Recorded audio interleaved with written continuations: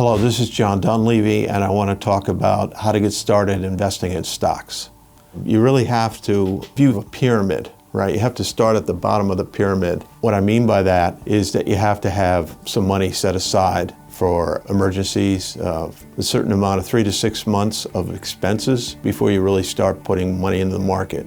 Because the key to investing is to not have to pull your money out of the market, because time in the market is a key variable to building wealth. Consequently, you need to have a stable base, so the pyramid, before you start moving up the pyramid. So, emergency fund, make sure you're insured, health insurance, liability insurance, workers' comp, all that thing is necessary before you can start building wealth, because those are the kinds of things that could trip you up as you have to pull money out of the market for those reasons. And then the next step up is, once you have a secure base to the pyramid, you get the second stage, which is accumulation. And that's where you really have to have permanent money in the market. A lot of people get started with their employer investing in 401ks. You really should participate in that, because companies generally offer at least a 3% match. If you put up 3%, they'll put up 3%. And the way I look at that is that's free money. If they're willing to match your money, you should definitely do that, at least up until the point that they're matching. Above that, then you have to consider if that is the best use of your money, or if you want to start your own investment portfolio at that point. But to get started, like I say, start with the base of the pyramid. Then you get into the accumulation stage. And generally people, when they get to that accumulation stage, people are generally in their 30s. You kind of gotten through the college expenses and putting yourself through school or buying your first car. When you get into your 30s, it's when you want to start building wealth. Maybe you're saving for your first home. Great time to buy a life insurance at that point, particularly if you're married or starting a family. All these things are kind of essential to building wealth. And then you're kind of in that middle stage, accumulation stage, probably from your 30s maybe until at least your mid-50s, where you're just trying to build wealth. One of the biggest ways to build wealth is through